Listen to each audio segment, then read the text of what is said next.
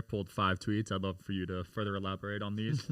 First one is you shouldn't play video games unless you make $500K a year. Yes. So the problem with video games is that, number one, how good they are nowadays, it's easy to get addicted.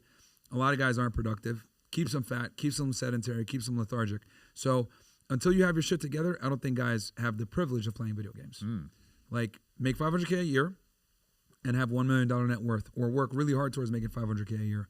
Because I don't think you should even be bothering to play video games unless you got your shit together. Yeah, they are so addicting these days. Yeah, dude, it's bad. Yeah, it's bad. Now, are there guys out there that make money playing video games professionally? Sure, but the problem is that too many guys are addicted to video games, and it's very non-productive. Female-only gyms always fail.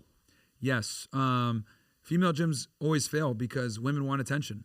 You know, they want to, as much as they go in there and say, oh, I don't want to be stared at, whatever, it's all a fucking lie. These bitches always want attention. That's why they're in here with their bright pink Gymshark pants or Athlete or, you know, Lululemon. Women love attention in the gym, dude. It's ridiculous. I know, and everyone, like, I'm sure everybody knows this. All of you know this.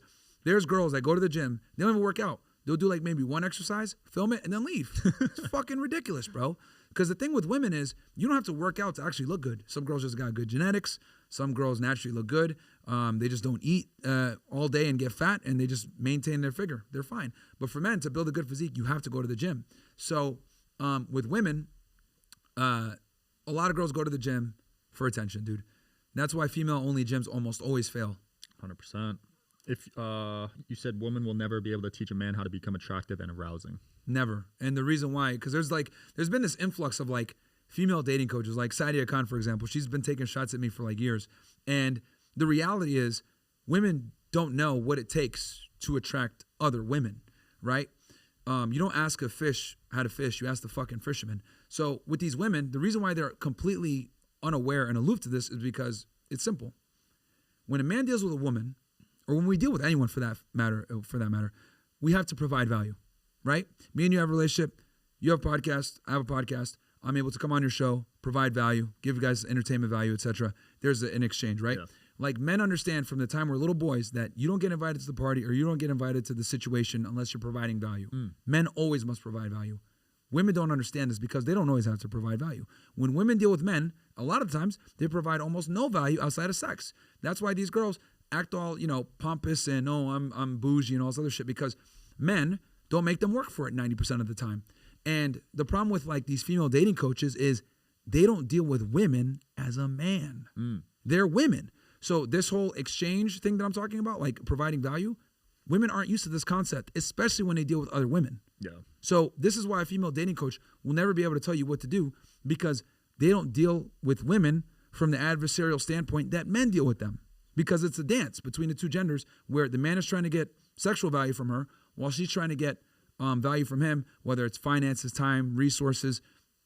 It's called my guy, Coach Greg Adams, he says meat, money, energy, attention, and time. They're trying to get that from you, right? Meanwhile, you're trying to get laid. But what ends up happening is most of the time women win. They get what they want from you, hence you're in the friend zone like a dumbass, but you're not getting what you want. So this is a very unique scenario that women aren't used to when they deal with other women. Yeah. Right? So this is why I always say, like, women don't know what the fuck they're talking about this. Now, what I will say is this.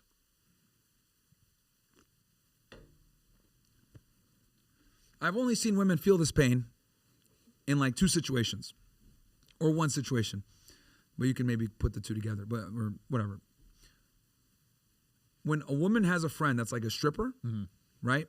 Where, you know, because girls that are strippers, and I've noticed this from them being on my show and being around them all the time, women that are strippers, especially the ones that make a lot of money, they're very good at finessing people. They're good. They're smooth talkers. And they know kind of how to, you know, they're very slimy. Yeah. Because their whole job is trying to extract money from you.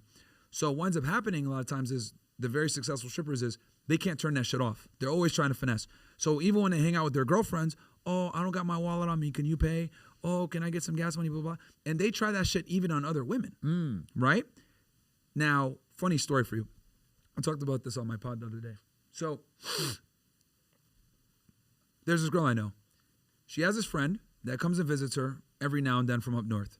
The friend is promiscuous as hell. She likes to come down to Miami, party, etc. So I'm talking to her one day, and she's telling me this story about how, you know, Every time they go to dinner, she never has money. She has to pay for everything that they do. And, she bails on her to go on boats with other guys and all this other shit. And I sat there and I was like, now you know what it's like to be a fucking guy. and like, she was like, holy shit, this is what men deal with. And I was like, yeah, you are literally dealing with what men deal with. You are putting money, time, energy, and resources into a female, and you're not getting anything back in return. It's annoying, isn't it? She's like, holy shit, this is how guys feel. I'm like, yeah, this is what most men deal with all the fucking time with women. And she was like, she couldn't believe it, dude. She was like, holy shit, if I was a guy, I wouldn't deal with women at all. This is terrible. And that was just happening to her one time. But the reason why she reacted that way to it is because women typically don't get finessed. And they also they're not used to the concept of putting money and time and energy into something and not getting anything back in return. Yep. We're used to that.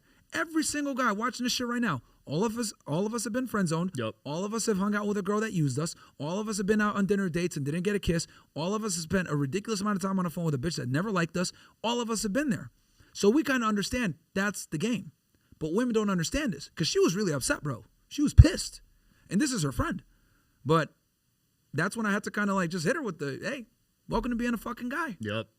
I used to get friend zoned all the time back when I was broke and insecure. Yeah, dude. I had to work on myself first. So this dynamic that I'm talking about that me and you are very familiar with because we're men and we understand that when we deal with women, we have to bring value. Women are completely unaware of this. And not only are they unaware, they don't care. And I tell this to guys all the time. Women are unaware and they don't care. Yeah. You just had Amaranth on the show, right? Yes. One of the top OF girls. How did that go? She's made allegedly over $70 million, I believe, on OF. Really? Yeah. Damn. Over how many years? She's been at it for like 4 years, I think, since COVID. Goes to show how many simps we got, man. Yeah. Got a lot of simps. 70 mil. And those numbers, crazy. I believe, were confirmed. I think Rogan talked about it. Shit. Yeah. I mean, that's just guys being simps, man. Like the whole OF culture and, pornography, with how ubiquitous it is, it's only going to get worse. It's only going to get worse. Like these dudes are making these talentless girls become super rich, man. Because the reality is, right, if you took these women, right, my guy, Saint the Sinner, I got to shout him out for this because it's so true. If you take these women and you take their brains and you put it in a male body, they'd all be poor. Right. Like, bro, literally, take these OnlyFans girls' brains, put it in a male body, these bitches would be in poverty, bro. Because they don't have any real tangible skill sets. They're not entertaining. They're not funny. They're not cool. They don't teach their audience anything. Dudes are just watching because they're simps. So that's what ends up happening a lot of times with this, glorified OnlyFans world that we're in. So, yeah, dude, it's absolutely wild. Female streamers suck. Yeah. You're not a fan of them. They suck, dude. I make fun of this chick all the time, Cinna. She blocked me on Twitter because I guess I told the truth too much. But like she was complaining, saying like, oh, well, Kai has all this stuff going on in the background and I don't get as many views. And I'm like, bitch, nobody, because you're not interesting. Like, female streamers don't have to be interesting. Like, look at Pokimane. Has anyone learned or gained any value from watching her? No. Has anyone learned anything or gained value from watching Cinna? No. Right? Like, men have to be significantly more entertaining, charming, charismatic, funny, creative to get half the attention. So there's a reason why most comedians, good ones, are men, right? Like women like funny guys. So guys a lot of times will learn to be funny and, get a sense of humor to be more attractive. Right. Some guys get really good at it and make it a profession. But the reality is like there's a burden of performance on men. So this is the burden of performance on men where we have to be charming, we have to be charismatic, we have to have these traits to be able to get sexual access, which is why we're put on earth. We're willing to work far harder for it. Women don't. That's why they suck at everything. Yeah. Have you seen the statistics on percentage of virgins for adult males? What is it now? Well, it depends on the source, but I've seen 20 to 40%. I believe it. Isn't that crazy? It's changing every year, and it's going up. And male loneliness is, only getting worse and worse, and it's because there's a bunch of different reasons, but feminism, social media, dating apps, women having their own jobs through feminism and, chasing a career in education. Women nowadays in their 20s, I think, are starting to out-earn men in their 20s. Wow. So I didn't know that. Yeah, that's where we're going, dude. And it's only going to get worse because the problem with women, right, is that no matter how much money they have or how successful they become, they always want a man better than them. I wrote a whole book on this called Why Women Deserve Less because they do deserve less. But Amazon bestseller, by the way. So, and it's less than 100 pages. Wow. Because women deserve less. So,